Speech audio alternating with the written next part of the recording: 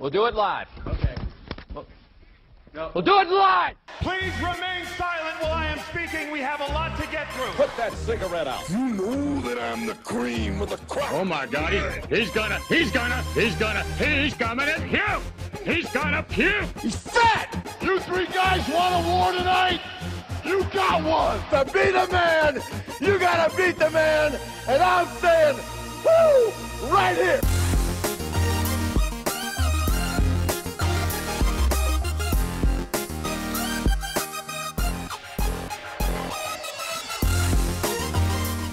Good evening, everybody. It is Monday, January 13th, and we just finished watching Monday Night Raw, and it is time for the Monday Night Raw post show here on Mega Powers Radio. Really interesting show we had tonight. I really didn't think we were going to have Jack after having two theme Raws in a row. We're having Batista coming up next week, but holy crap, we got a lot to talk about tonight, so let's start digging into it. I'll be your host for this evening, Mike Paden. Joining me this evening, I actually have a really cool cast with us tonight. First off, one of the usual fellas we have here, lead host of Smark Out Moment, Smack Talk Podcast, Mr. Tony Mango. What's shaking, Tony? You know, it's me. It's that MANGO. Doesn't really work, does it? You are not Road the Road Dog's Dog. much better. Yeah, pretty much. Also with us from the unanimous decision MMA show over on Dream Elite Radio and Addicted to Anime here on Mega Powers, Mr. Steven Wago. I think you got a bit of phlegm on me just from that intro. Good to be here, man. Awesome night of Raw. A lot of things going well for me recently, so tonight was awesome too. Fan-frickin-tastic. And Mr. Shaun Walker. What's shaking, Shaun? After the New Orleans Saints losing, this Raw picked me right up. Were you upset about the Chiefs losing?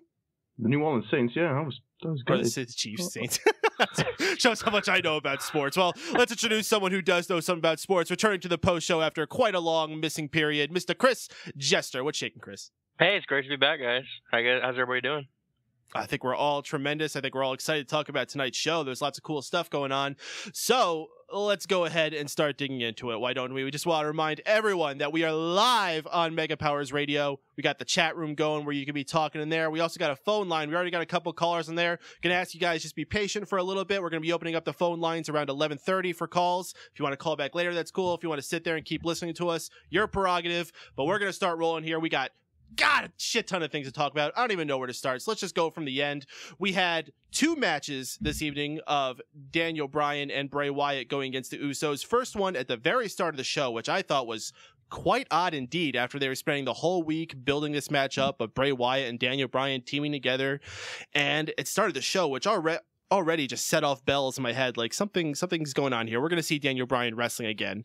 And of course, at the end of the night, we would have Daniel Bryan and Bray Wyatt go against the Usos in a steel cage. However, in both matches, the result was the same. The Usos being the victors. First off, Daniel Bryan just gets a little pissed off, but hey, he's still a member of the family, so he lets Bray Wyatt do the Sister Abigail, kiss him on the forehead, that whole spiel. Second match, though, Daniel Bryan's had enough. The fans chant yes. He builds up his energy, and he's had enough. This time when Bray Wyatt goes for Sister Abigail, Daniel Bryan pulls himself out, gives one resounding no, and then just starts attacking Bray Wyatt, doing the running back and forth between the ropes, doing the drop kicks, and then slowly takes off his wedgie suit. I don't even know what to call that thing anymore. What's the official name for that? It's a jumpsuit, I think. A jumpsuit? Would it be a jumpsuit? An atrocity. Looks like a car mechanic outfit. Yeah, a janitor outfit. I'm sure there's an overalls. No, an overall. Whatever the heck it's called. Semantics. Anyway, Daniel Bryan out of the Wyatt family. That was short-lived. Guess it kind of went nowhere. I mean, I guess we're still going to have a match, but I had higher hopes for this. I got to say, I'm a little disappointed. I thought that they could drag this out at least until Elimination Chamber, but they just didn't feel it, I guess. You know, they kept it for what? Was it 3 weeks? They didn't win a single match, and now it's done. Tony, where's this going from here? I'm going to spoil something ahead of time. This is my high point. Whoa. For the whole night. I thought that I didn't have a high point up until this point. I was kind of struggling and going like, maybe I'll give it to this little thing. It doesn't really matter that much or whatever. But the end of this with Daniel Bryan doing what I guess you could kind of call like the yes equivalent of it, like a slow clap, was freaking awesome. I mean, you don't see that kind of a response normally. And even though this is a little bit quick from, that whole 3-week span that you were talking about, and they could have, put this at the Royal Rumble, or they could have put it at Elimination Chamber, or I was thinking that they might even horribly drag it out to WrestleMania. I think that maybe it's a better opportunity to just do it now, because if they weren't going to drag it out that long, Elimination Chamber is not a time to do that much of a turn. And Royal Rumble, it's going to get overshadowed by everything else. So really, even next week, it could have been overshadowed by Batista. So I guess now's the perfect time to do it. I liked it. I mean, I'm all for it. And if this means that this opens up Daniel Bryan to possibly winning that WWE title at WrestleMania, all the better. So while we dial it back to Mr. Jester, we haven't gotten much of your opinions over the developments of Daniel Bryan since last summer.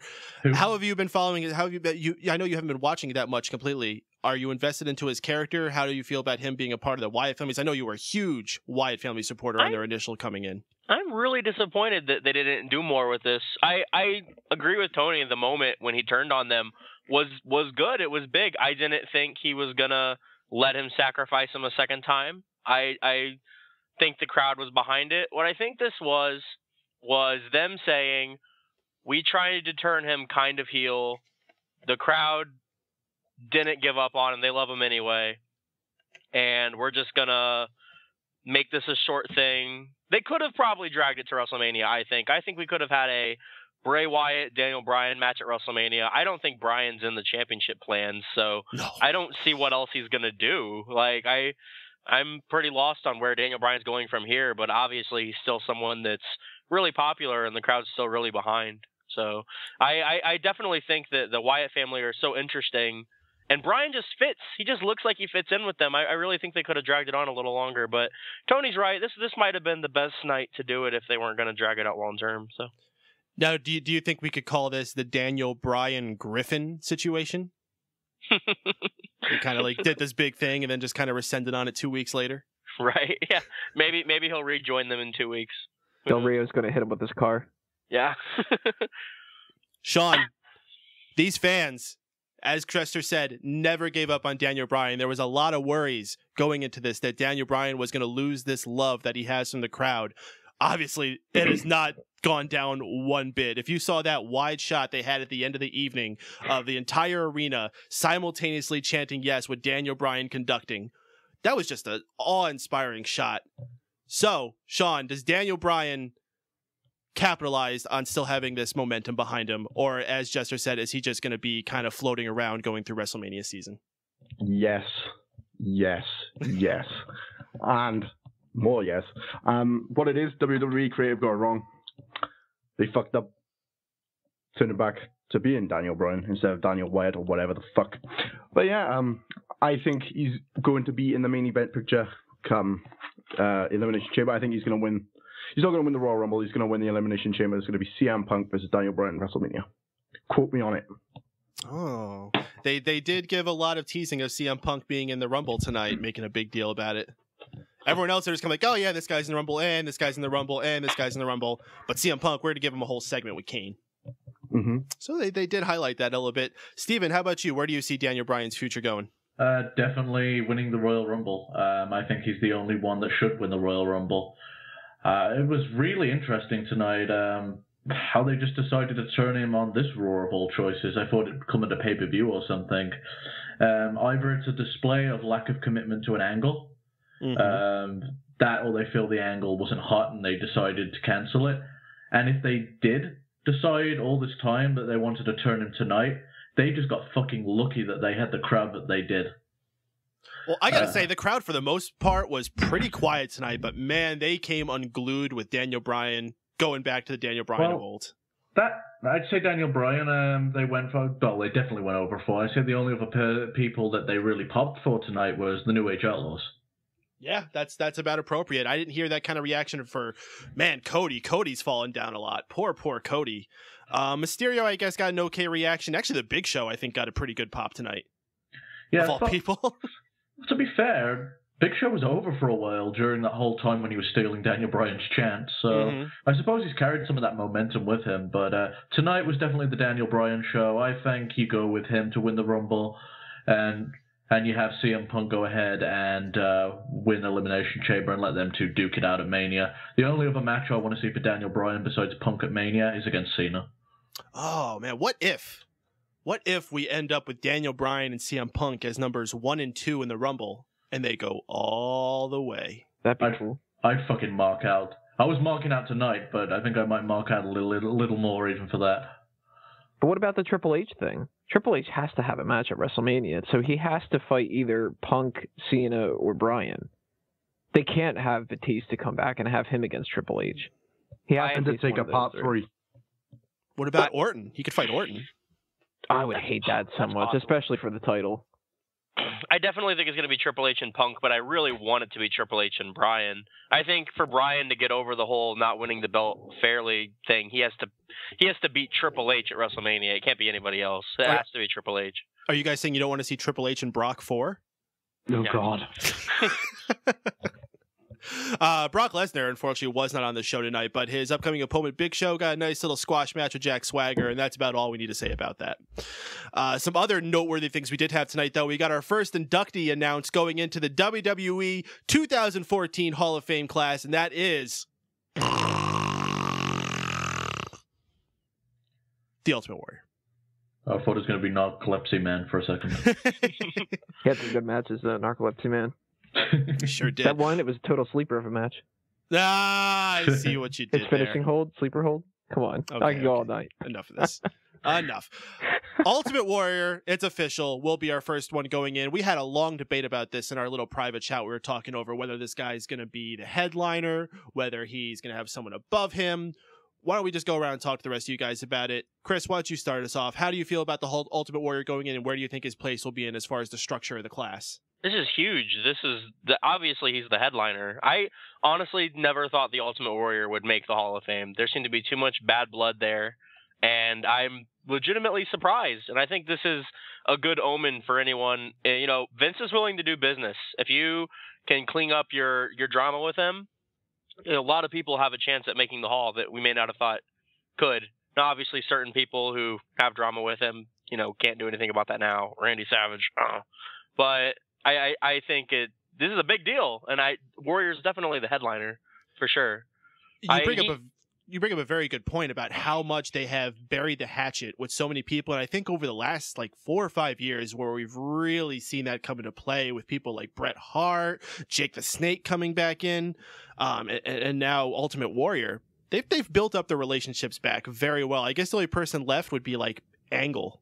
Actually, I think things are probably okay with them in Angle. I think that's just a case of Vince finally easing up in his older age, that or Triple H having more influence on some of those decisions. Both of those things are very possible, honestly.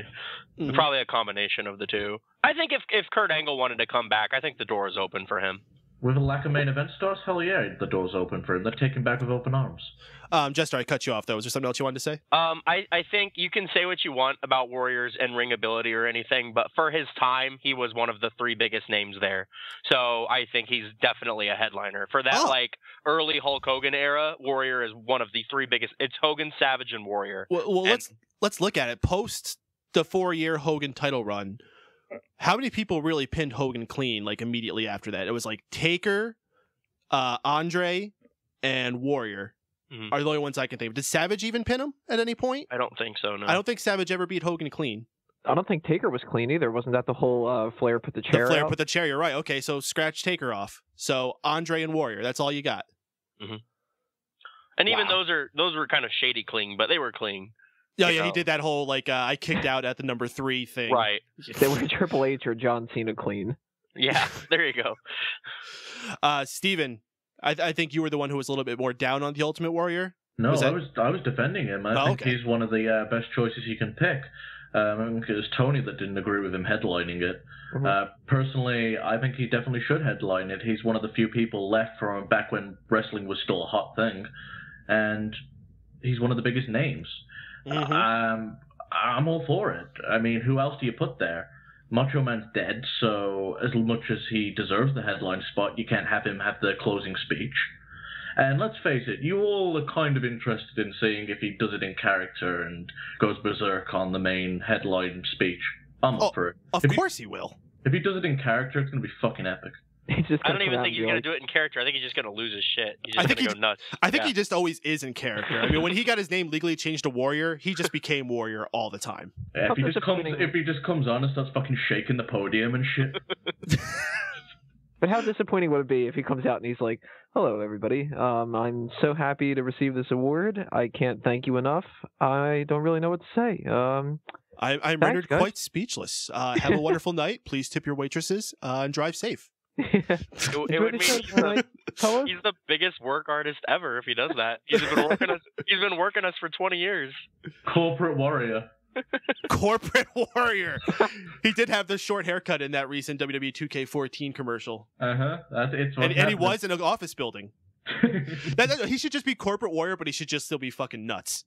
So like they're trying to have like a serious boardroom meeting, and he's just throwing papers all over the place.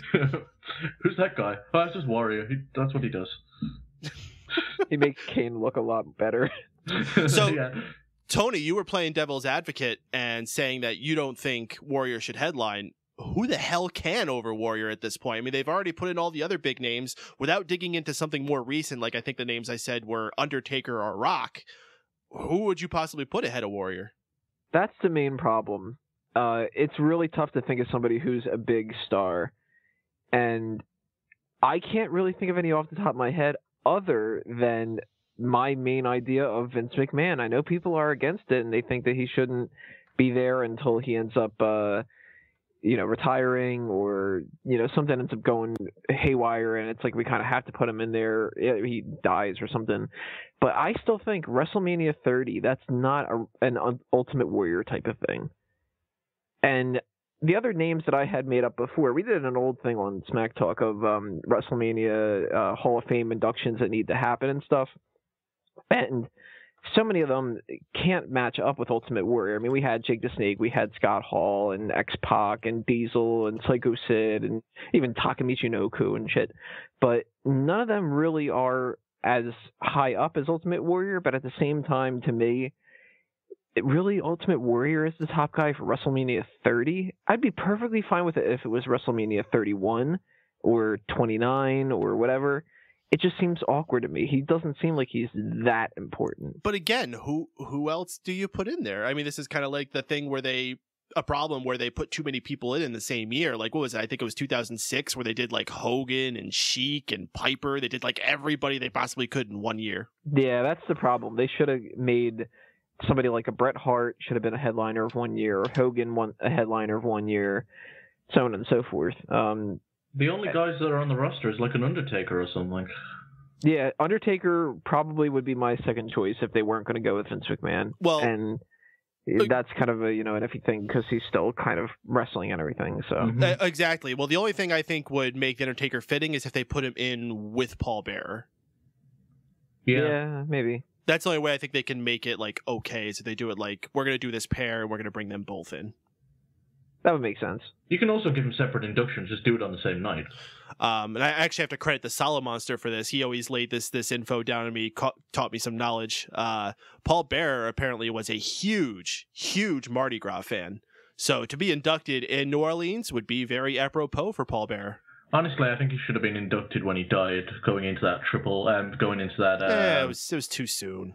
I did it with Eddie. I have one idea. Eddie was like 4 months after. That was like 3 weeks. That's fine.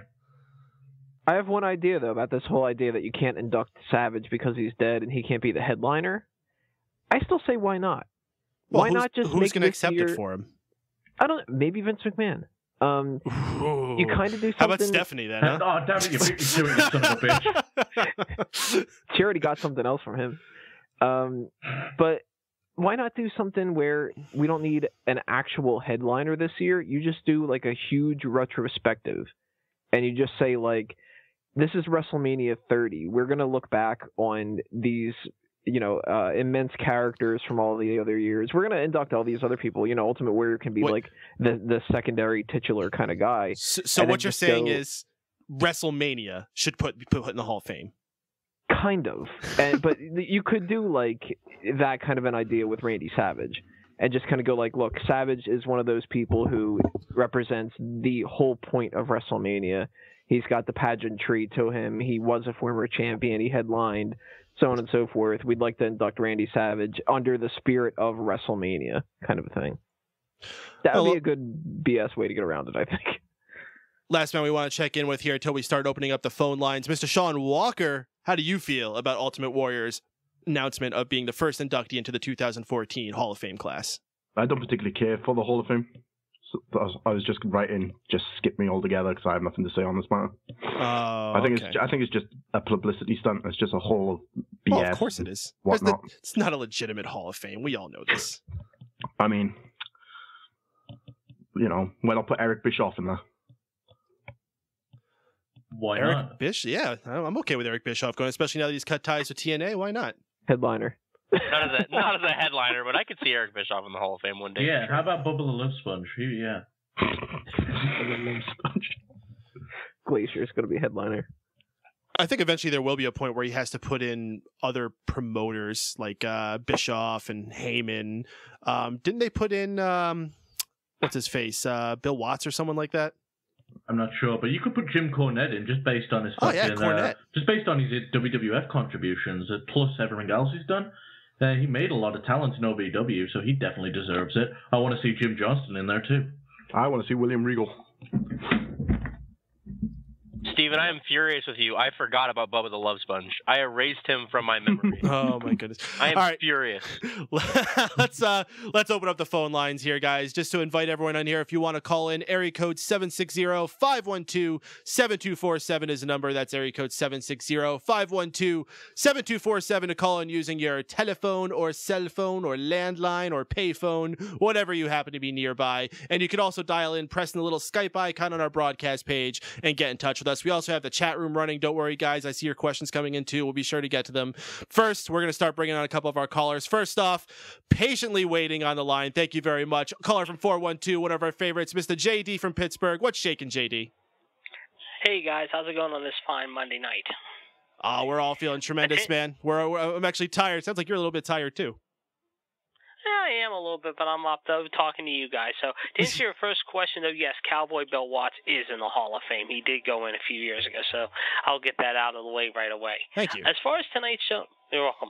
As far as the show goes in Providence tonight, it wasn't a bad show. I mean, there were some good things about the show, and there were some bad things about the show. I mean, obviously, you got the Outlaws going to be going against CM Punk, and they're trying to set up something between CM Punk and Triple H, obviously for WrestleMania, of course, and I will be there in New Orleans to see the whole show at the time, however. I keep hearing that Hulk Hogan apparently is going to be involved in WrestleMania along with Roddy Piper. I don't know what they're thinking about bringing those two guys back in. I mean, Hogan is just so beat up anymore. I mean, it just does not make sense for Hogan to come back anymore. I mean, he's had a nice run, but his time has passed 15, 20 years ago. I mean, it's time for him to just realize, you know what, don't come back. I mean, if you want to come back, maybe be a manager or possibly maybe help out with some of the young talent, like a trainer or something like that. If you can do it, fine, so be it. But in the ring, sorry, your time has passed and your ego continues to get the best of you.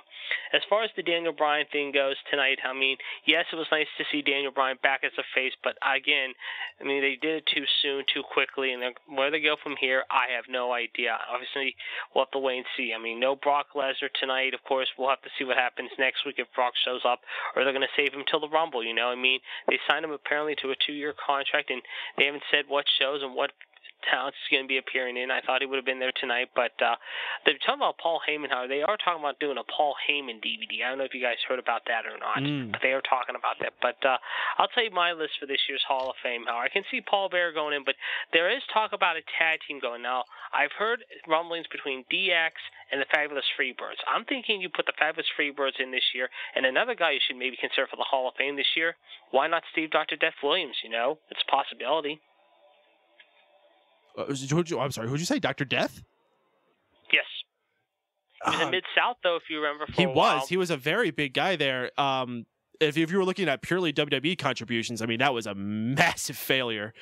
But if they were going to include the other library, yeah, I think that could be a definite can. I mean, that's the guy who was responsible for making Steve Austin become Steve Austin. That's how important he was. Mm-hmm. Yep. Well, For my highlights and lowlights of the night, however, I got to say, the highlights tonight for me, it was nice to see Daniel Bryan back as a face, but again, the question is, how long is it going to last? The lowlights, however, the Big Show and Zeb Coulter was kind of cheesy and hokey. The Divas thing involving now Naomi and AJ, they just harped on that. And, of course, you had Ryback with Curtis Axel. It just amazes me that Ryback is still even with the company after what he said last week to Logan Garcia. But like I said, with Batista coming back next week, it's going to be really interesting because, the question is, where do they go with Batista? And when I say that, where do you put him on at the show? Do you start out the show right out of the gate with a big bang with Batista? Do you save it until the second or third hour? If you're Vince McMahon of the booking team, what do you do? Oh, I would say the 10 o'clock hour. Yeah. Yeah, I think that's the best place to do it. Yeah, I would say the third hour is a good idea. So, again, I'll be at the Rumble in a couple weeks. I'm looking forward to it. Oh. Then, of course, I'm looking for my trip. I already got my tickets as a late Christmas gift, or an early Christmas gift, I should say. And like I said, there's so many questions right now in the booking style of WWE. Last week it was good, however, but did you notice tonight they did not follow up? They did talk a little bit about the whole Jake the Snake thing, however, mind you, but they didn't even bother showing footage of it. Was it maybe just because they didn't feel like showing it, or was it maybe because they just realized, hey, Jake's probably like some of these guys coming in at the Rumble, however, like RVD and stuff like that. I really don't know. I think they didn't show it again because Dean Ambrose was smiling the whole time, and it wasn't good. Yeah. But they did show a tweet by Jake talking about the WWE Network, so they did somewhat mention him, I guess. But you're absolutely right. They put it at the end of the show. They're talking about like, oh, I just saw a ghost, making this big huge deal, and then barely any mention of it this week. They were too busy shilling WWE Network. Which, hey, and they're still in Batista's return too. Yes, they aired 3 or 4 Batista promos. Yeah, I think that's all the company's about right now, the WWE Network and the Batista return. So, JD, let me ask you one last thing here. Early prediction. Well, I guess it's not early anymore, but who do you think is going to happen with the winner for the Royal Rumble, since you're going? It's going to be interesting. I'll tell you what, though. Like you guys said at the top of the show, what if Batista and Punk draw or Daniel Bryan and CM Punk draw 1 and 2? That would be crazy. Right now, I think, I'm going to go on the final 4. I'm going to say you're going to have Batista. If Punk can go a whole hour along with Daniel Bryan, I'm going to put them 2 in. And I'm going to throw a wild card in this one. I'm going to say Rob Van Dam. Whoa. Rob Van Dam, I think Rob Van Dam has a very good chance. If management wants to get back on management's good side like he did early last summer, he could go 30, 35, 40 minutes possibly. So I'm going to throw those 4 as my last 4. But I think right now, they're set up for Batista possibly versus Orton, or maybe Batista and Lesnar in New Orleans. I like your style, only I think I would sub RVD with Roman Reigns. Yeah, that guy's Roman the Reigns, beast right now.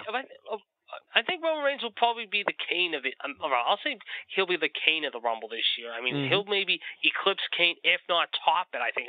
He is on such a roll right now. He might be the best guy they got right now as far as other young talent goes. He's like a Spitfire right now. Well, if I recall correctly, that year that Kane set that record, he was in the final 2. I think it was what was that? 01, I think it was. I think it was 01 in New Orleans, if I remember, or something like that. I think that's when it happened. Yeah, I think you're exactly right. So, like I said, we'll see. But like I said, we got, 4 more shows to go. Obviously, actually 5. I'm not counting main event as a show, but we got SmackDown this week, of course, coming up tomorrow night in Worcester, and then we got Dayton and Grand Rapids coming up next week. So they're going. The ratings should be good tonight. They were pretty good last week. I think they should be again decent tonight, but they're going to probably have to be really coming out swinging next Monday to really sell the Rumble. Because right now, you only got 3 matches listed for the Rumble, and if they really want to put another match or 2 on, they're going to have to announce either this week or next week. Right? The only things you hear is Lesnar and Big Show, the Rumble itself, and possibly maybe a Divas affair. You haven't heard a tag affair, maybe. I don't know if they're going to go back with Daniel Bryan, Bray Wyatt one more time. Like I said, you got Cena and Orton, so who knows where they're going to go. Oh, man. All right, JD, we're going to get to some other callers here. We really appreciate your patience, though. We appreciate you calling in as always, man. Good conversation. No problem, guys. Have a good rest of the evening. Absolutely, man. Enjoy your night. Oh, my goodness. We got to check our own personal check going on here. Anthony Mango saying the final 4 should be JTG, Kurt Hawkins, Mason Ryan, and Yoshitatsu. Calling it. All right, let's bring on Skype caller we got here, CVAD81. Mr. CVAD, you are on Mega Powers Radio. What's shaking? Appreciate it, man. Talking about the Hall of Fame tag teams and things like that, we look at guys like the Steiner brothers who still aren't in. And, there's some other guys like Vader, who obviously did something big for the business, ravishing Rick Rude. All posthumous guys, that was unfortunate. Yeah, I don't know if Honky Tonk Man still got something against everybody, but I feel like they ought to get him in there. Dick the Bruiser, Lou Thez. I mean, I could probably go on and on with this thing, but there's some great ones that aren't in. I'm sorry, Steve, we didn't get your name. Is this Clint? Yeah. Oh, what's shaking, Clint? Welcome to the show. Mr. Clint Davis, lead host of XFI MMA Radio, or I'm sorry if I got to do that. XFI Fight Live is the name of the show? XFI Live, yeah, you bet. Okay. We haven't heard from you in a while. Very good to have you back, dude. So what would you think about tonight's show overall? Well, I've really thought that things have been declining a lot lately, but tonight they kind of, aside from the fact that they had to build this show out as the biggest show of the year, I mean, they had to tell people that, so obviously everybody's going to watch. I mean, honestly, I know that was a good plug there. But, there's been some things said about Daniel Bryan, and, one of you guys said that they kind of turned him back to being a good guy too quick and things like that. Or there wouldn't be it wouldn't be a good thing to have him. The whole deal with AAA, I don't know. I just don't see him going on and doing something like that. I think it'd be a great thing to see him, win the Royal Rumble. I mean, I think that's where he's headed. And I think that they've done all this title controversy because he's going to win it at WrestleMania. I mean, we've seen Orton a million times. We've seen him where he doesn't talk at all, and then we've seen him, now where he goes ballistic like a third grader. I mean, that act is getting old. People are sick of listening to Cena talk. Everything is the same with him. I just don't see any of these other top guys that are going to be in that kind of role, and I definitely don't see Batista coming back after 4 years and after quitting in a wheelchair with a sling on his arm and then getting a shot at it. That was kind of a, talk about throwing fits. It's just not good, man, not good. Now you guys got lucky. I was fixing to call in with one of my famous impressions. I've got a new one. Oh. And it's not Hank Hill or Randy Savage or Bill Clinton. It is Mountain Man from Duck Dynasty. Uh-oh. What's he going to say? I was just going to say, what do y'all think about Daniel Bryan and his beard? He's got nothing on you, man. Nothing on who? Nothing on you, Mountain Man. I don't know if I'm supposed to say something specific. I don't watch that show. No, I don't know if you guys have ever, if you watch Duck Dynasty or anything like that, or go to YouTube and just type in Mountain Man, dude. He'll show up. There's a video on there of Jace Robertson talking about him doing his impression of it. It's hilarious. That guy's hilarious. I just started watching that show, by the way. I watched about 30 seconds of one episode one time after this whole big scandal happened, and it was two guys and a woman in a Rainbow and Flanagan or something like that, and the one woman and the one guy kept rolling all over a bed, and they were just talking about, this is comfy, we could have sex on this, and the other one was like their son or something, and I was just like, all right, I'm changing this channel right now. They do really crazy stuff, and I hate to get off topic, but it's a great show actually. But no, all in all, man, this Monday Night Raw tonight, I think they've started out the right way for 2014, and I don't know, you guys mentioned something about the booking and things like that. I don't know who honestly is completely behind that anymore, but I know that there's guys like Road Dogg involved in backstage matters and some people don't like seeing these guys back. One of you mentioned Hulk Hogan and Roddy Piper. You don't know why they would bring it back. Remember, I mean, this is a business. I mean, this is, I'm a board member for an MMA promotion down here, and when I'm talking to our guy that makes our fight card, we're talking about how are we going to fill this place up and sell the most tickets. And we had a fighter who had a swastika tattooed on his chest, and he got on XFI Live one time and told a story about he had to get it in prison. If he didn't get that tattoo, he was probably going to end up dead. So people judge books by their covers, but it's that controversy like that. This is we want to see these people. Like, I want to see the New Age Outlaws on Monday Night Raw because I grew up in that. I was in high school during the Attitude Era when the whole deal with the NWO hit, and then here comes DX on the scene, and that's what we want to see. People want to see Roddy Piper get back in a ring for whatever reason. I mean, it's just he's going to sell tickets. He's going to make some money, and Hulk Hogan's the same way. You can't stay away from the big name guys like that. And people like the whole nostalgia effect to it. So there's always money in it. I just think wrestling, at least a long-term matchup, might not be the wisest thing. I mean, you say Road Dogg could still go with anybody that's on that roster right now, better than most of them. It's funny, you have guys like Goldust and Road Dogg showing up and showing a better performance than almost any of the younger guys there. It doesn't speak well for them. I think they want to get the younger guys. They want to get them more experience from guys like that. Like how Road Dogg said, we're going to take the old school, mix it with the new school, and put it in a blender. And that's what they got to do. There's so many new guys. This is a complete new age of wrestling. This is like I hate the term sports entertainment, but basically that's all it is when you're watching the WWE. But now you've got this old school stuff coming back in. Not only do the fans want to see it, it's good for these superstars, whatever. I hate that term too. It's good for the wrestlers. We've got a wrestling promotion down here in this area who's actually getting kind of big. They're called Traditional Championship Wrestling. And I've been backstage at their shows with guys like Jake the Snake. I saw that guy 3 years ago and thought he was on his last leg, and he has completely turned things around. I've even I've driven beautiful Bobby Eaton to Walmart so he could get a jock strap and some tape. And yeah, you talk about marking out. This guy walks up to him. He said, "Hey, Clint, you busy right now?" And I said, "No, man." And he said, "Can you drive beautiful Bobby Eaton to Walmart?" And I was like, "Are you kidding me?" Yes, I can drive beautiful Bobby Eaton to Walmart. I get in the car with beautiful Bobby Eaton, and I'm just like looking at the road and then looking at him just repeatedly.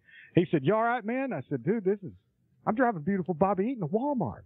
There's been crazy times I've hung out with guys like Jay Lethal and seen DDP come down, and they need that. Those guys, these wrestlers in this type of promotion like that, they love it. They eat it up because they get to wrestle the old school. They get to get the experience. There's not a lot of people who around here nowadays. You got wrestlers in their early 20s saying, I wrestled DDP. Or Tommy Dreamer and Matt Hardy even came down here for these shows. I mean, they I think that they're going in the right direction, adding a more old school effect to it. Clint, I got two things I want to get your opinion on here before we start wrapping things up here. One of them, you mentioned briefly when you first got in the line here, talking about some other people that might be deserving of going to the Hall of Fame. However, tonight we did get the announcement of the Ultimate Warrior. Do you think he's deserving, and do you think he's able to hold it as the headliner of WrestleMania 30's class? Hulk Hogan. Should have seen that coming. I think that again, this goes back to clearly it's a business decision. I don't think it's based on because if you look at his all out record, the way I don't know if you guys saw the destruction of the Ultimate Warrior DVD that came out, but how are you going to put out a video where they do nothing but talk trash about this guy? And, rightfully so. He did a lot of stupid things. He canceled on them at the last minute and didn't show for events. And, kind of the same thing happened in WCW. How could you take a guy like that with that kind of record and stick him in the Hall of Fame? I mean, that's the reason why they all hated each other for years and probably still do. But, they're doing this to kind of save face and that's a good thing. Because like I said, people want to see the old school coming back in and,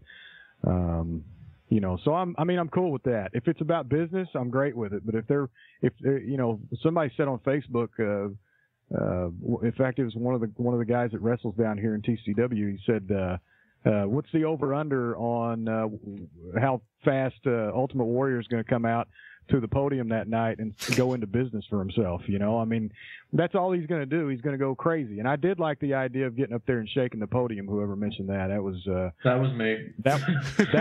That would be amazing to see. But you know, I think it's good for business. That's all I got to say about him. What if this is all a ruse and they actually induct the Texas tornado? Oh, you got me there. I'd love for him just to fucking like break kayfabe and shoot on Hogan like he does on those YouTube videos as soon as he gets on the podium. Oh my! He should challenge Kevin Nash to another fight. That's what he should do. All right, Clint, your high point and your low point for tonight's Monday Night Raw. I'll tell you, my low point is watching anything that has to do with the Divas. I really don't like the whole. You know, I'm just not into them being in the ring. It's well, tonight's match was extra embarrassing. Yeah, it's like letting kids cook you dinner. You know, I'm just not into that. But,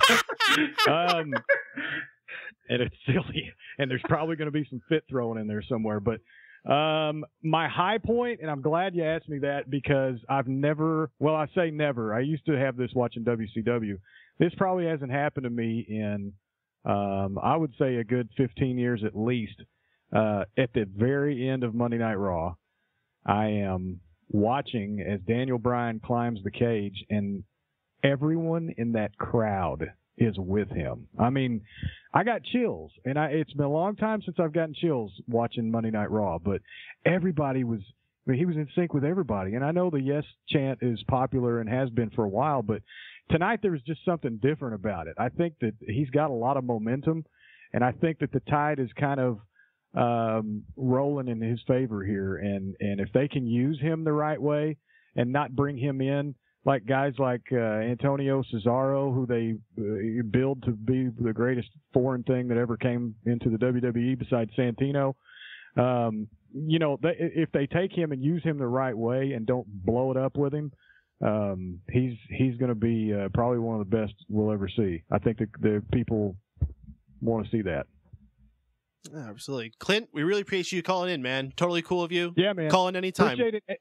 And I gotta apologize to Mike Paden. Apparently, I got drunk the other night and was talking a bunch of hoodoo on Facebook, and we disagreed. And we all said things we shouldn't have, man.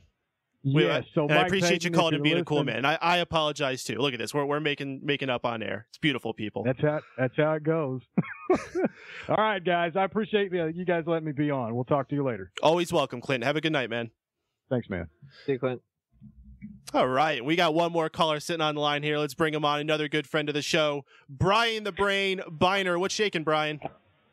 Not much. Good show. Great Raw. Well, not great Raw. Almost great Raw. I mean, first match was okay. Then you had an hour of suck, and then CM Punk and six-man tag was okay, and then you had an hour of suck, and then we get to the end, and we have greatness again. It was, you know, sorry to say it, but hills and valleys, man. That's the way it's always going to be. Can't have 100% high octane the whole time. Why not? Old school Raw was.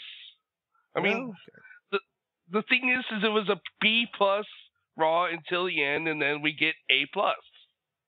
I mean, once again, Daniel Bryan is yes, Daniel Bryan, and not with the Wyatts. It was awesome. I mean, and then we get the Hall of Fame induction of the worst wrestler of all time, Ultimate Warrior. I mean, come on, people, really? Do we not know what this man has done? He was Dingo Warrior WCCW, then he comes to WWE, he works half-ass, gets to be champion, and now he goes in the Hall of Fame. It's the worst induction ever. Ever.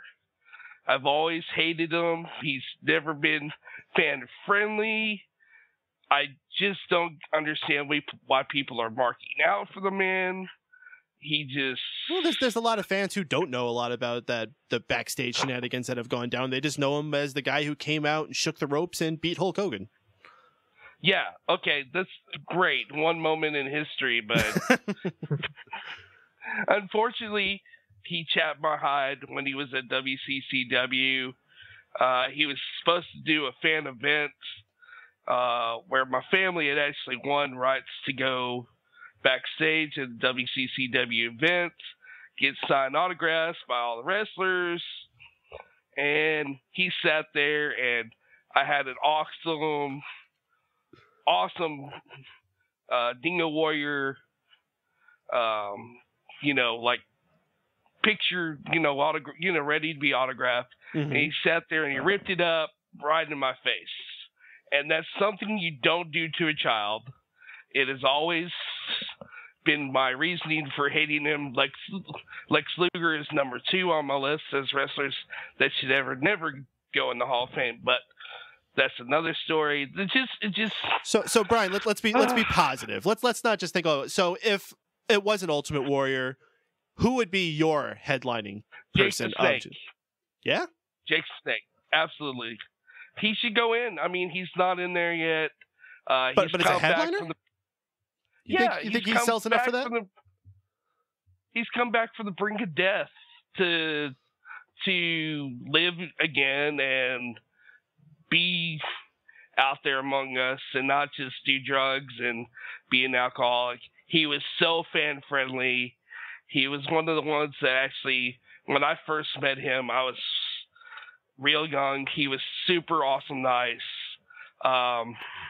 He would let you, play around the snake, and he did a lot of stuff for his fans, and that's part of it. I know he never held any of the big titles. I understand that, but he also was one of the best performers of his time.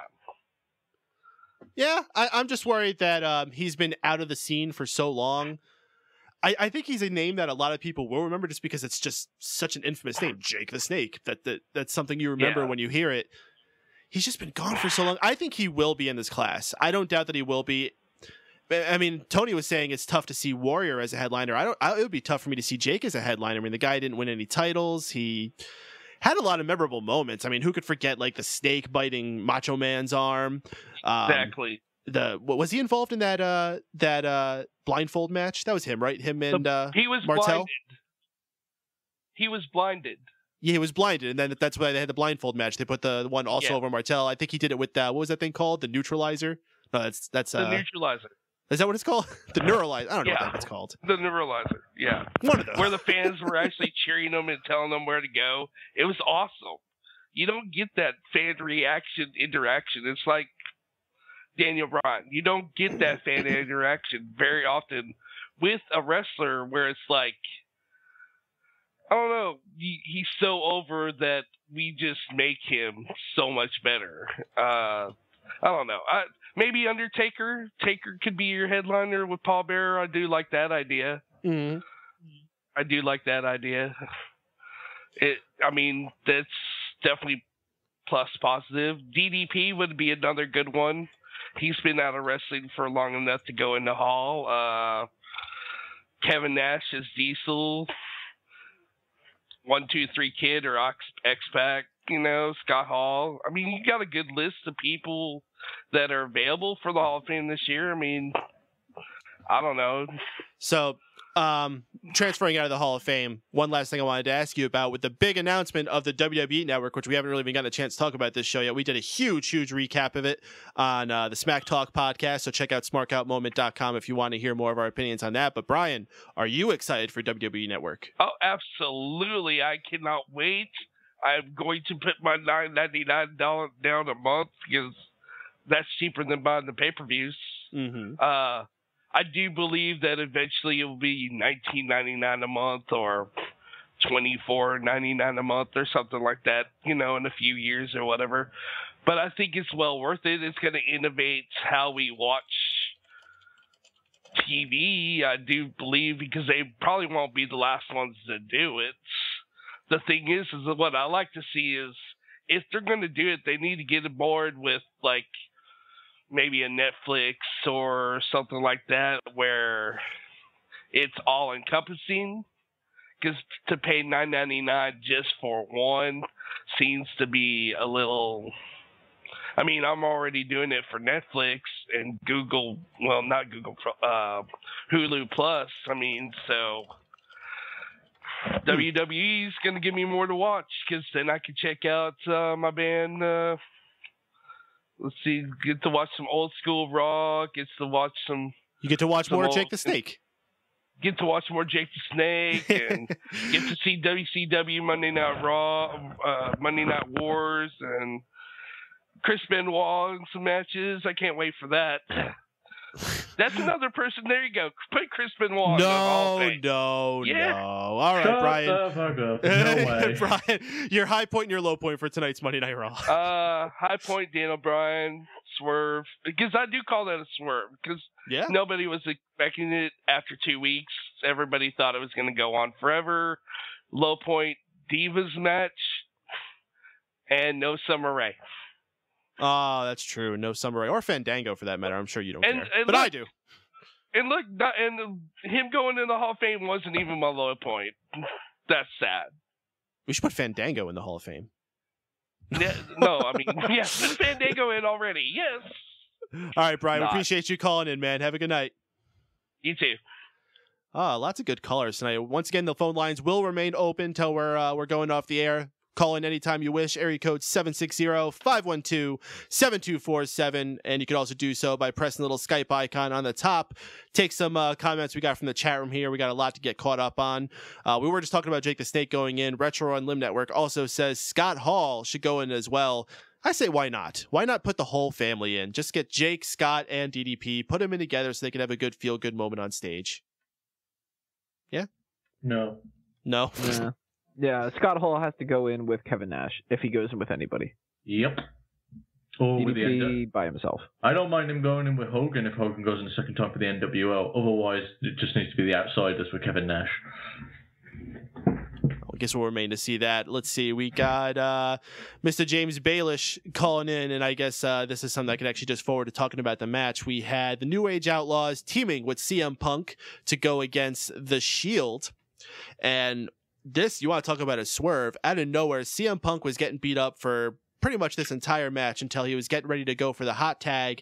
And just as he was, old-timey tactic of the tag team partners just dropping from the apron and walking away, turning their backs on the partner. The New Age Outlaws left CM Punk high and dry. The question Bryan gave us, what do you think about the New Age Outlaws tonight on Raw, leaving Punk for dead during their match?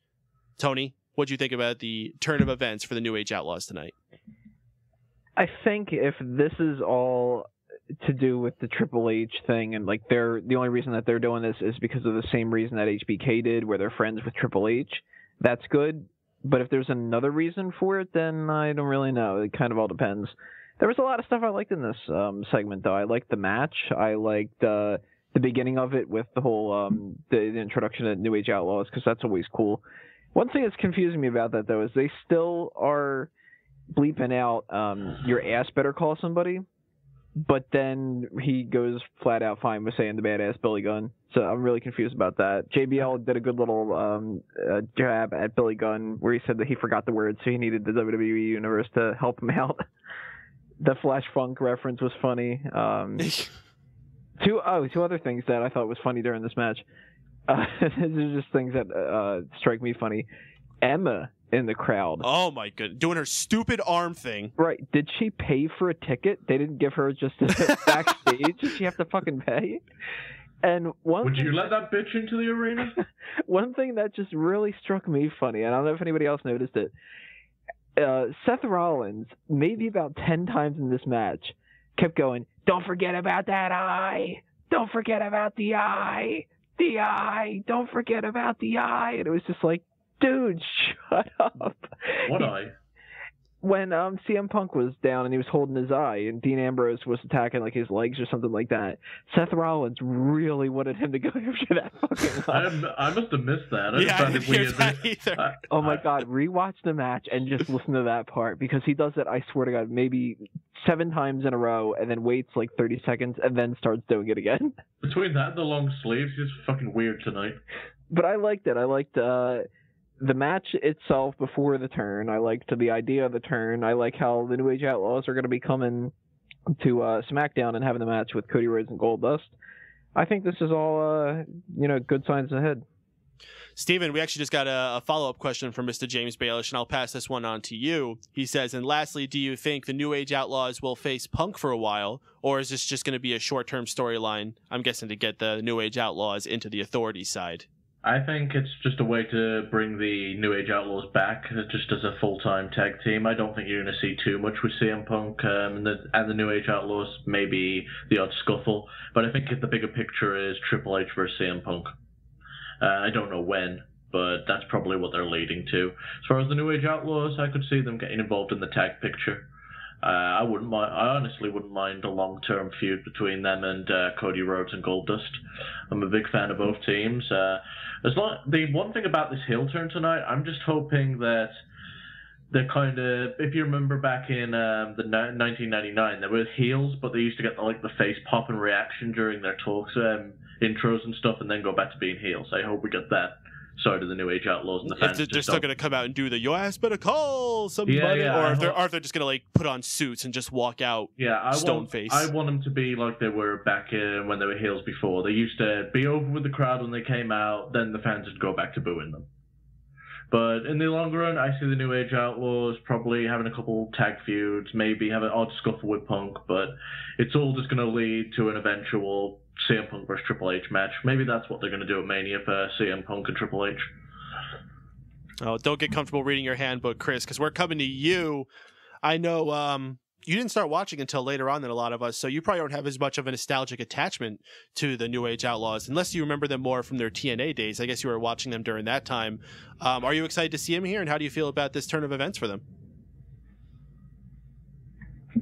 He's really enjoying that handbook. Yeah, apparently he is. Fanboys Anonymous handbook. All right, well then, Shaun, let's pose it over to you. How do you feel about him? Yeah. Such riveting conversation coming from you guys. What can I say? I joined the WWE during the Invasion era, so but it's always great to see the old timers back in wrestling. They still got it. Watching them on SmackDown last week, watching them on Raw this week. Probably watch them again next SmackDown. They can still go. They can still go. And I think they're just going to feud for the tag team belts for a while. Bringing a couple of comments we got from the chat room. Brian the Brain saying they could have done a New Age Outlaws attack on Punk and helped the Shield with a beatdown. They could have taken it that one step further, but Punk's taken enough abuse. Let's give him a little bit. I mean, plus I don't want to see the Shield teaming with the New Age Outlaws. I like them being their rogue group that does what the fuck they want. Well, they haven't really kept themselves affiliated with the Authority for a while now, so I don't know if they are even still, but they were for a period there. But speaking of Punk's abuse, my gosh, that one running, leaping drop kick that Roman Reigns did on the outside of the ring, my gosh, was that intense. Also from the chat, we got Retro and Limb Network saying that was definitely one of the low points tonight. No one wants to watch those guys. Just leave. It got huge boos. And he's not wrong. A lot of people were quite upset. I'm intrigued. I'm gonna watch where it goes. But, so it got a heel reaction. It was a heel turn. If that's anything, that's success. Jester, let's see if we got you back here. Can you hear me now? Yes, we can. All right, man, take over. I have a new mic, so I might have hit a button or something, I think. But yeah, so I think that it's definitely a short-term program. I think it's just going to be the whole Friends with Triple H thing. All the rumors are Punk and Triple H are supposed to be having a match at WrestleMania, so they're probably trying to set up that. I don't think it's going to be like a Punk Outlaws program type deal.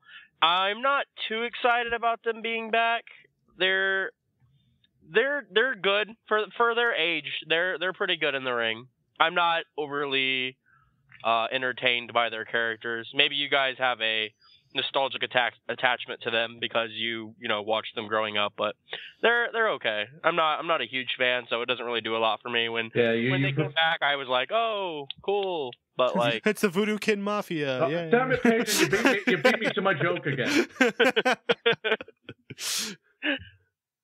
Yeah, I mean, if your only experience to them was really more their TNA days, I couldn't blame you for not being as excited. Right. And I gotta say, like, I think to me they don't look so old, but I think to a random person who was just watching wrestling now and saw these guys come out, I think they look old.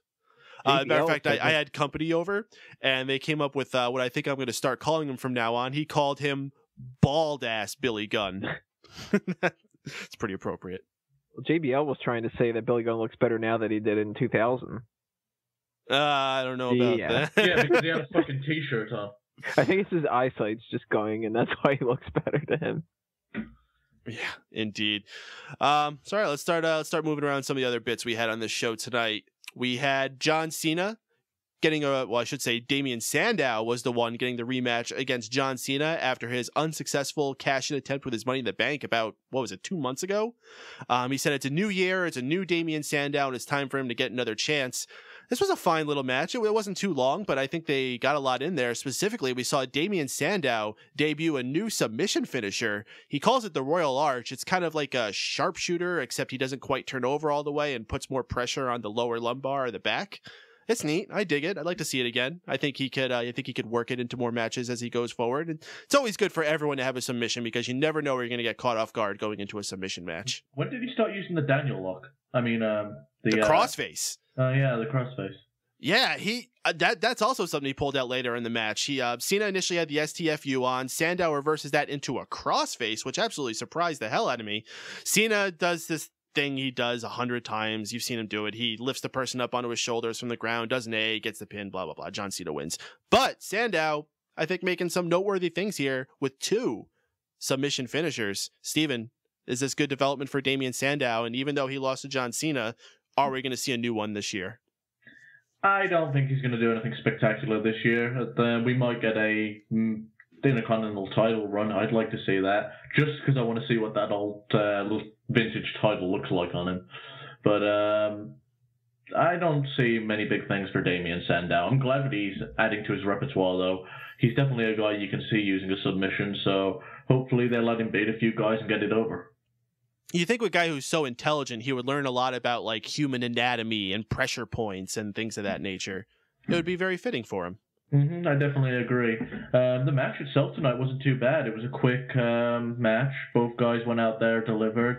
John Cena won as per usual, but it served its purpose. And as long as Damian Sandow keeps going out and looking good, it's the backstage are going to notice, and hopefully he'll get a push out of it. Mr. Jester, I see you're saying that you weren't as big of a fan of this match. What were your gripes with it? I didn't think it was that good at all. I think Cena's faces were just driving me nuts the whole match. Like when Sandow would kick out and Cena would make this awful acting shock face. Like, what? He kicked out of my suplex or something? Like, all of John Cena's mannerisms just really ruined it for me. You can say what you want about the acting aspect of pro wrestling, but when you're making stupid faces and stupid mannerisms, I can't take anything you or your opponent are doing seriously. And I know I posted in the Squared Circle group about it. A lot of people agreed with me. I'm getting really tired with the poor acting and poor mannerisms on Cena's part. It drives me nuts. I didn't even think the sequences of the moves were that crisp. The only thing I even remotely liked was the crossface that Sandow did. The new finisher looked like crap on Cena. I don't know if he was selling it poorly or if it was done weird. The way he applied it looked weird. And then the STF didn't look painful at all, as usual. I just wasn't a fan of the match at all. I thought there were maybe 3 matches that were better than that one tonight. Well, I'll tell you exactly what the problem with the Royal Arch was tonight, and it's that Cena has those tiny little legs. These tiny little ankles. Any leg submission looks like shit on John Cena, I'll agree. Yeah, Cena needs to start working his legs, bro. Mr. Shaun Walker, you have a little bit more to say about this match? I thought this match was this match was my best match of the night, but then again, I did watch The Prisoners, which is an awful movie. I recommend nobody watch it. I only watched it just to get in this girl's pants. Another story for another day. But yeah, Sandow did this weird neck breaker thing on Cena, and I don't know if he normally does that or what, but Sandow really stood out for me in this match with his new moves. Cena needs to have a dictionary of moves so he can pick from instead of those 5 moves that do me got. By the way, Cena debuted a new move tonight. I don't know if you guys noticed. What? He kind of like did this back thing, like backdrop, and then span out into a net breaker. He's done that before. He has. I've never seen him do it. Yeah, Maybe he doesn't do it. He doesn't do it very often. He's done it before. It looked pretty crisp. I liked it. He should use it more often. Yeah, it was all right. It's better than most of his stuff. It's not a Hurricane Rana, but it's cool. I think the move I like the most that he does is that like leg drop guillotine off the top. Oh heck yeah! I actually like that move. That's like the only move of his that I actually like. Though. With his dinky little legs. Yeah. Oh my goodness! All right, so we got some more backstage tension between Kane and Brad Maddox. I don't know. Anybody excited for this development? Kane versus Maddox, WrestleMania 30 main event. I think it's going to be another Kane versus Chavo. I do like Brad Maddox. I wouldn't mind seeing Maddox get put through the stage. That'd be fun. It would. Let's see. Our Divas match tonight was AJ Lee and Tamina teaming up against the Funkadactyls, and this was pretty subpar. I mean, we've had some awful Divas matches lately with the Jingles Bells matches and all those, but I actually kind of had hopes for this with Naomi in there and AJ, and even Tamina's not too bad. Cameron's still, but this was not a good match at all. It's very sloppy, a lot of messed up moves. I'm assuming that they called an audible and ended this match sooner than they did because it kind of came out of nowhere, and that was that. Yeah, the blonde hair on Cameron was not looking cool. Also, Naomi had this gold lipstick on. It was very distracting. Everything about this was just really awkward. I mean, is there anything else anybody wants to add to that? Such women. Lot shit. Wow. Oh, I like this. Bryan the Brain saying Kane versus Maddox in a Buried Alive match.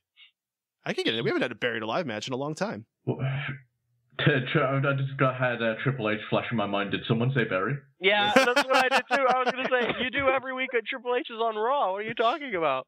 I was trying to craft an authority buried joke. Yeah. All our WrestleMania is going to be all Triple H. Aren't we all just on the same road? Jeez. I do want to say about Naomi that I think the rear view is the stupidest move in wrestling history. That's all I want to add. Yeah, but she's got such a sweet Curtis ass. Axel's, whatever the fuck you call that finisher. The face plant, whatever it is. I don't know. I think the big ending's still worst. I mean, she's a black chick with a big butt who just hits people with her butt. That's the move. I would take a rear view any day. That's all I'm saying. Maybe the big ending was the alternative name for the rear view. Let's just rush through anything else we're probably not going to speak much about. We had Rey Mysterio versus Alberto Del Rio. I doubt even half you guys even watched this match. Yeah, I skipped past it as soon as I saw Del Rio. I was like, oh, God. Yeah, Del Rio wins with an arm breaker. It's all you got to say about that. Let's see. We had Cody Rhodes and Goldust teaming together against Ryback. That's Ryback and Curtis Axel. Somehow, Ryback still has a job after all this freaking heinous stuff that was going on over the internet this week. If you haven't kept up on it, Ryback put out a series of interesting tweets, and by the next day, his entire Twitter feed was deleted. Scoops was going rampant, saying that he was released. He was making jokes saying, "I'm released." Just kidding. No, I'm not. I was released from the cops. Blah, blah, blah, blah. Weird stuff. Jester, why don't you got a theory on this? Take over with that. I think it's a work. Mm-hmm. They were talking about all the stuff he was tweeting during the show. They were using it as ammunition. During the match, they were discussing how Ryback's been going crazy on Twitter lately, blah, blah, blah. It's totally a work. They would not have even mentioned it if it was really serious stuff they were upset about him saying. They're like, hey, we're going to use social media as an outlet again to make people pay attention to us. They do this all the time. I absolutely think it was a work. Ryback's not even in the doghouse. It's fine. I don't think there's any merit to it being a negative thing at all. They decided, hey, you have some grievances, we're going to use social media to make it into something because they understand that social media can be used. If people are talking about Ryback, they weren't talking about him a month ago, so that's fine. That's obviously what it is to me. I was talking about Ryback a month ago. There you were. Matter of fact, we just got a question from the chat I'm going to pose directly to you, Steven. Bryan the Brain asks, why does Ryback have a job? Because Ryback rules. Ryback? Good answer. So, a better question is, why does Curtis Axel still have a job? Because he's the new best in the world. That's right. Because Kurt Hammond squirted him out one day. Axel for next Wyatt member, in my opinion. You know, my one friend actually brought up a good idea. I think sub Curtis Axel in for Antonio Cesaro's spot in the Real Americans. At least he's American. Yeah. Let Cesaro go on to bigger, better things. Be better than keeping up Ryback. Oh gosh, yeah. Yeah, but then what does Ryback do? Is he gonna go back to being a single star? Get fired, apparently. Sheffield. Maybe he can be the next Gilbert. Shaun, you've been a little quiet. You got anything you want to add to this? No. No? Okay. So let's get into a match I think we were all waiting to talk about here. We had Randy Orton, first off, going to the backstage, complaining to Kane, saying, what's going on here? I got Brock Lesnar saying he wants to challenge me. I got Batista coming back. I'm the champion. I should be protected. Kane's like, that's not my problem, but I tell you what I can do for you tonight. You're going to have a match with Kofi Kingston. Randy Orton, obviously forgetting the events of the past, saying, yeah, okay, I'll do that. No big deal. Goes out to have the match. First off, a long, boring match. Probably one of the most boring matches Kofi Kingston's ever had. Lots of headlocks, blah, blah, blah. However, out of nowhere, Kofi Kingston slaps the SOS on and actually gets a pin with it. I don't think I've ever seen him actually get a pin with the SOS. I have. It's always a mid-match move. He used to be a finisher, which he used to alternate, and then he decided that it was just a false finish. Yep. Well, it wasn't a false finish tonight. He got that pin on the current unified champion, which you got to think puts Kofi in contention, right? After the match, Randy Orton goes absolutely ballistic. He's getting angry at all the fans chanting at him. For once, it's not actually just the voices in his head. It's the voices all around in the arena. He has a conniption, and he starts attacking John Cena's dad sitting in the front row. What a unique idea that they've never done before. Man, why can't somebody attack Miz's dad?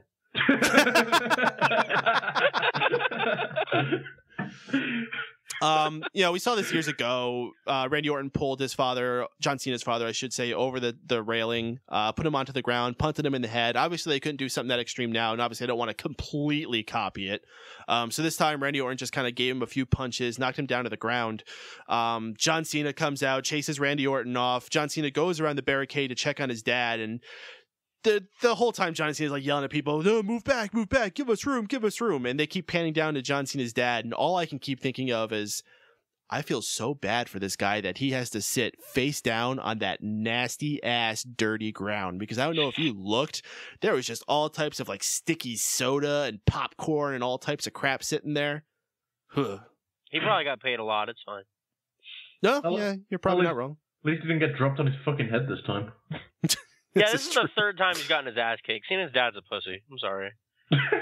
Well, Edge did it too. Imagine the backstage call that they do. They're like, hey, Dad, we don't have a lot of steam on this angle right now. Can you come on the show and get your ass kicked again? Now, Randy Orton's going to do it again. No, it's fun. Yeah, I bet they don't even tell him that he's being a part of the angle. They're just like, hey, do you want to come to the show tonight? Cool, thanks. By the way... He just knows. He's sitting there getting punched by Orton, and he's like, why aren't you fighting Kofi Kingston's dad? He's the one who fucking beat you.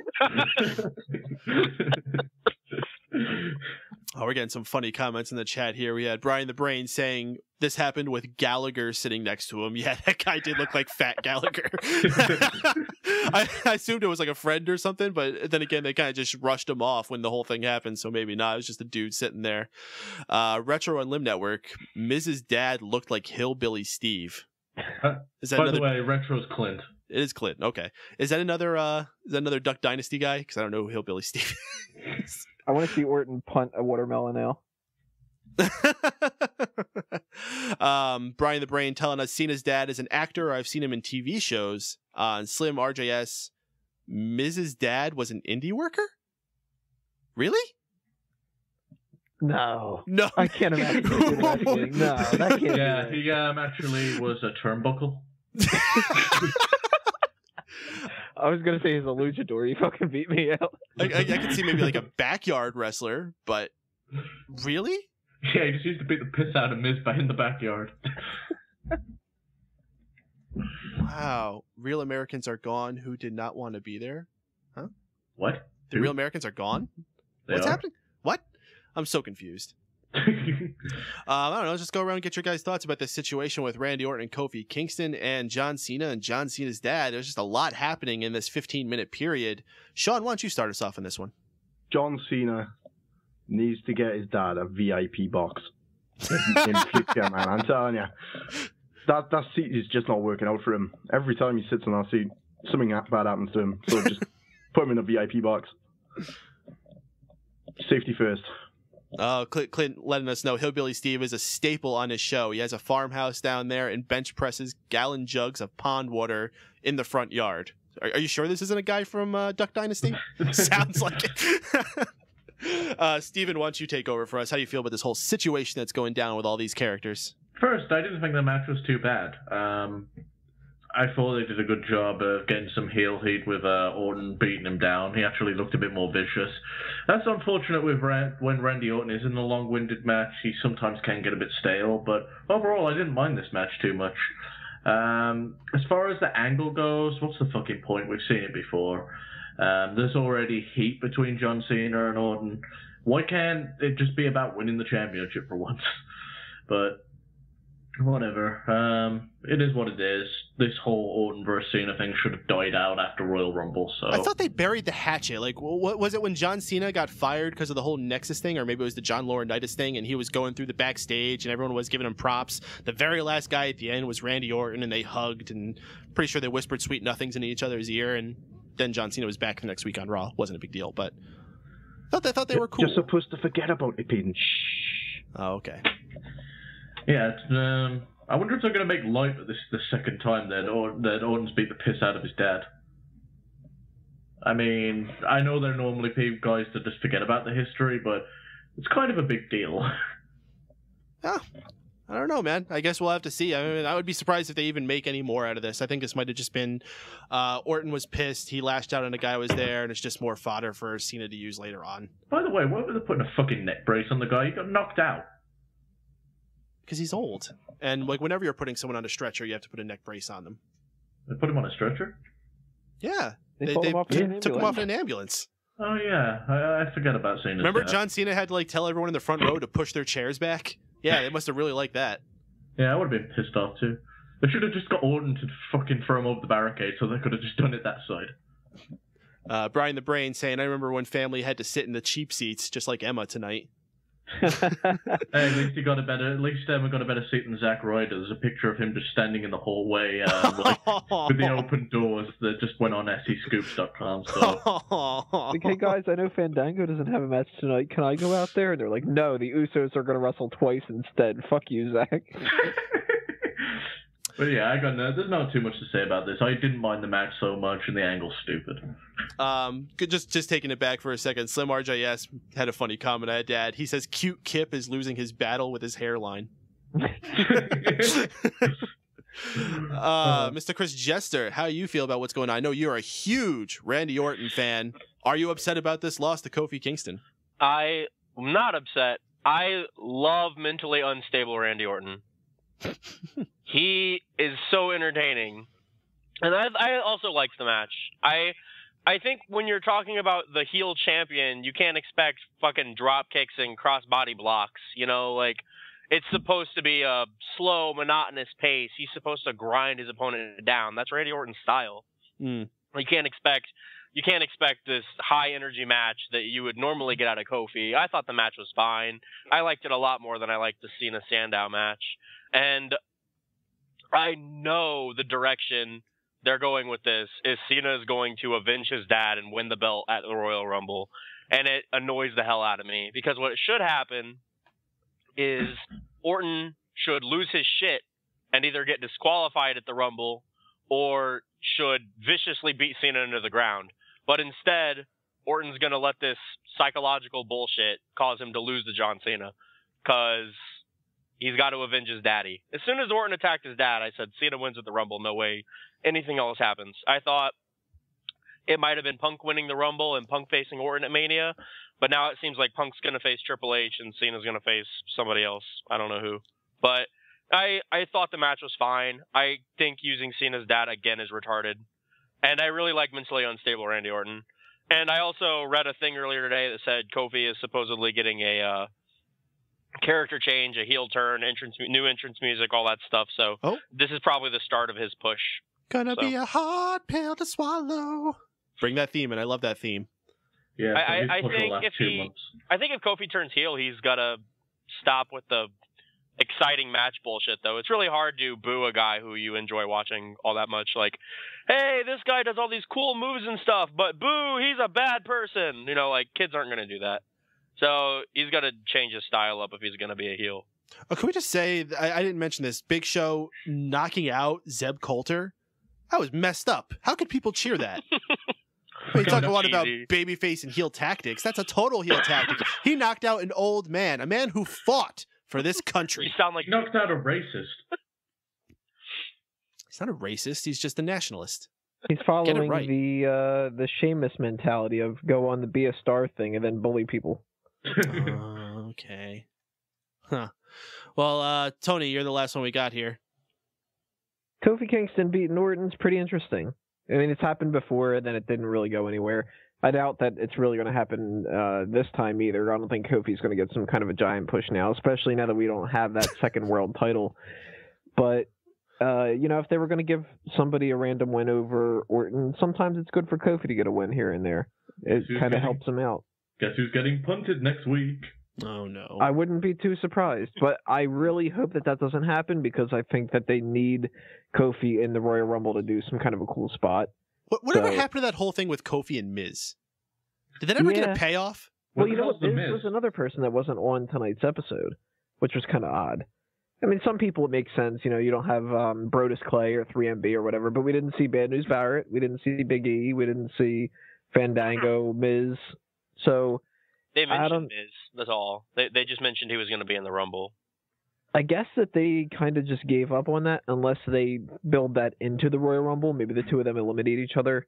Kind of that both men go over the rope kind of thing or something like that. But maybe they just decided they didn't know where they were going to go. And the longer they dragged it out, the more people would realize that they didn't know where it would go. So they just figured they would just stop doing it or something. But I like the idea of Orton losing to Kofi Kingston just out of the blue. But I hope that he doesn't lose at the Royal Rumble. You know who is getting punted next week? John Cena's mom. That would be great. I'd mark out for that. That'd be good booking. No, you know who it should be? It should be Kofi Kingston's dad, who is also Miz's dad. That's what they're fighting. It's a sibling rivalry. Yeah, that's how this whole story concludes. They have the same dad. TNA. And they finally have the blow-off match with Michael Strahan as the referee. Or you know what? It's a hip toss match. Why not have Orton, if you really want to make Orton like a super bad guy in the eyes of the fans, punt Nikki Bella. Ooh. She's dating John Cena. Ooh. Punch her. Yeah, punch her fucking breast implant out. Well, then that'll get a lot of booze. That's too much heat, man. You can't do that. Vince McMahon backstage, he's like, "What did you do?" Oh goodness. Slim RJS came up with a good answer for why people were cheering Big Show's knocking out of Zeb Coulter. He said the arena was filled with illegal aliens. Clint Davis also responding to Chris Jester's comments earlier about liking mentally unstable Randy Orton. He says mentally unstable Randy Orton is about as funny as mentally unstable just regular Eugene. And Slim RGS dropping a little sports on us here. He says one thing that is not being punted are the Patriots on 4th down. Their punter's injured. That's sad. I don't get it. But... I don't get it either. I get it. Yeah, Chris would get it. Chris, our resident sports dude here. We're not going to talk about the Patriots. That's for another time, another night. On a different show, on a different network. All right, guys. So, I guess that's Raw. Huh. Yeah. I thought more happened. What about the main event? We talked about that at the beginning, didn't we? Yeah, we talked about the very beginning. So I think it's really cool that the Usos were in a main event. Absolutely. Yeah, that's cool. They opened and closed the show, for that matter.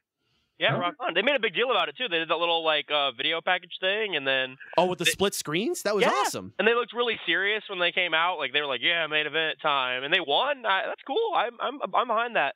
No, we actually no one actually mentioned the quality of the main event. What did you guys actually think about it? It was all right. It was fine. It was okay.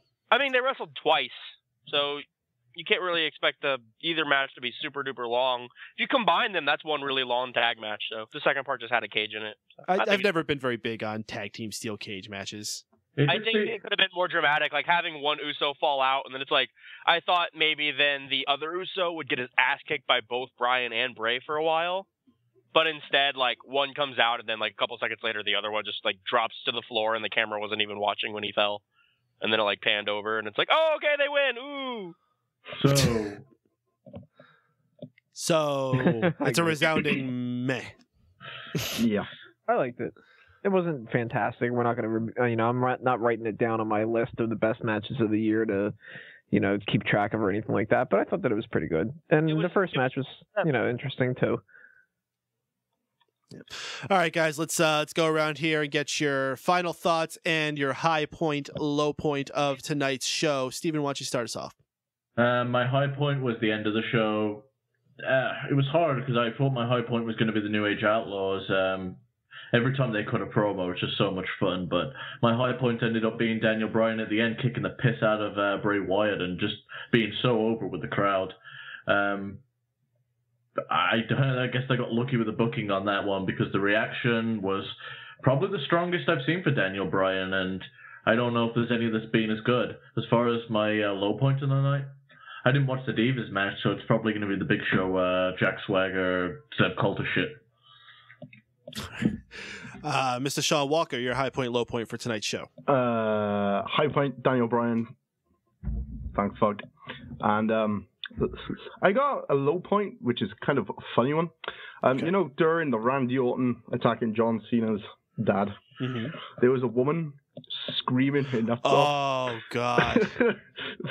It was so forced. So bad. What acting agency did they hire her from? Because they should never work with them again. God damn. Same one that happened with that Sheamus and Mark Henry match. Give Brock Lesnar scream a run for his money. Oh goodness! Sorry, Mr. Chris Jester, your high point, low point for tonight's show. High point, Warrior in the Hall. Okay. And your low point? Sorry, technical difficulties again. Oh, okay.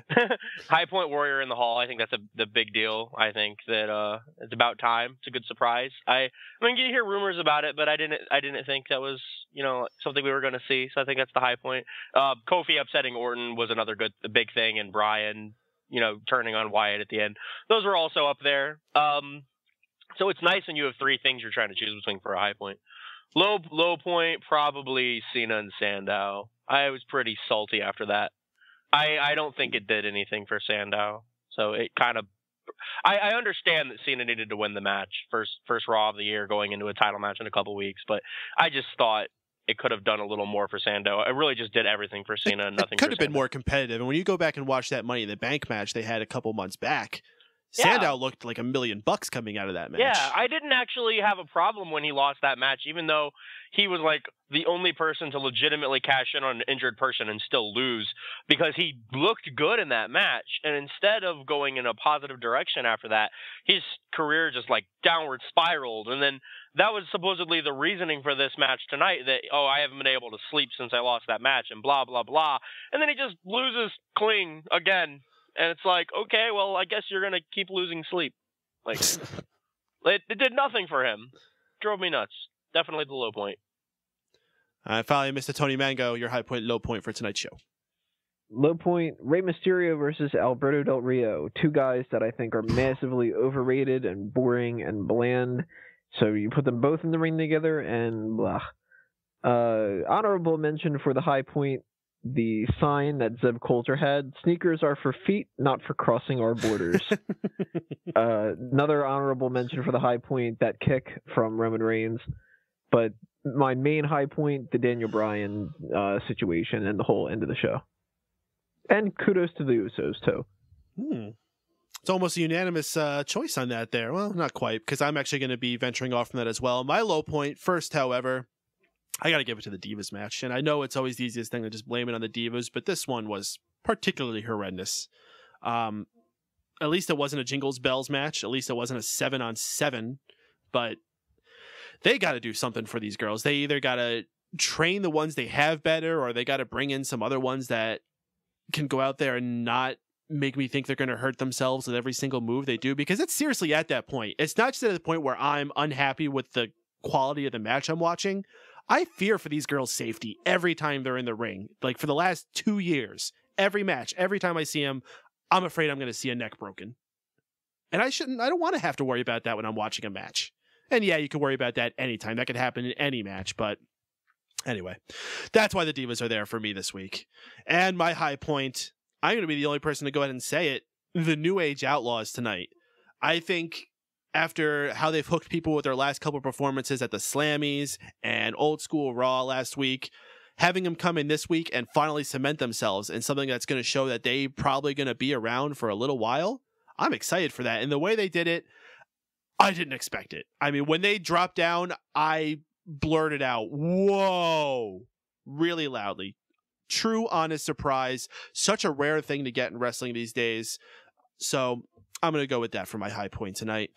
And with that, guys, I think that's a show. So we're going to start going around the last and final time and let everyone put out their closing words and anything that they want to promote to y'all.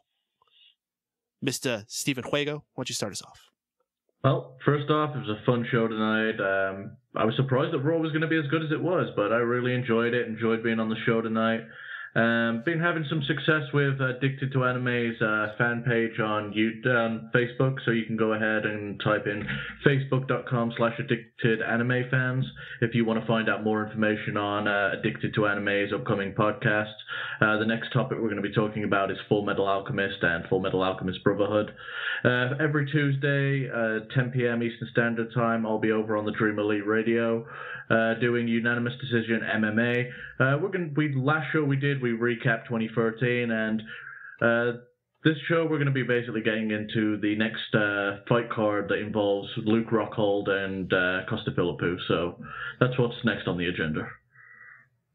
All right, Mr. Jester, why don't you take over? You got some information you want to throw out there?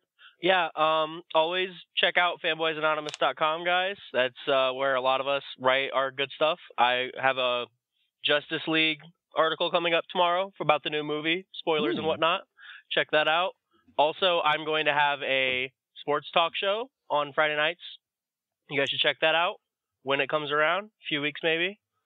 And that's it. Follow me on Twitter. What's your Twitter? That Jester Kid. There you go. THAT Jester Kid. At that Jester Kid. Yep. Mr. Shaun Walker. I have nothing funny to say, so yeah, just follow me on the Twitter, Shaughnessy2K37. I didn't see the funny Sibs cult sign, so I can't quote it today. I'm sorry, you guys. But remember, I can promise you, Shaun does give you funny tweets. But so remember, offense is the best defense. Indeed. And Mr. Tony Mango.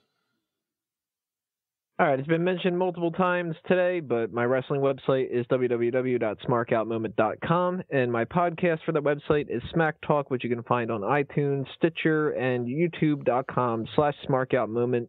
You can find my articles on Bleacher Report, and for everything else under A Mango Tree, just go ahead and look around on those websites, and you'll find a million different accounts on the internet. All right. With that, guys, we're going to be closing this out for tonight. Fantastic show. Lots of great interaction. We thank everyone for getting involved.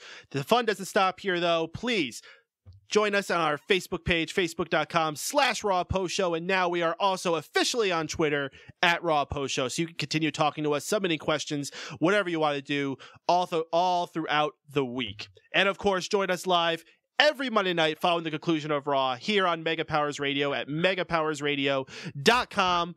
For any reason you can't make it to the live show, though, don't worry, we got you covered. You can catch the archive version of the show on many different places, including YouTube. You can subscribe to us on iTunes and Stitcher. And, of course, you can find us on smarkoutmoment.com. Just look for the Raw Post Show section. It's officially there. We've got upgraded on the site, thanks to Mr. Tony Mango.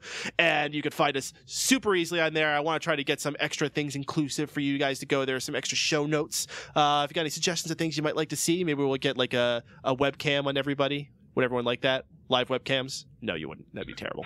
You don't want to see our faces, trust me. We don't even show our own faces on our Skype icons. I have Bob Saget. Bob Saget.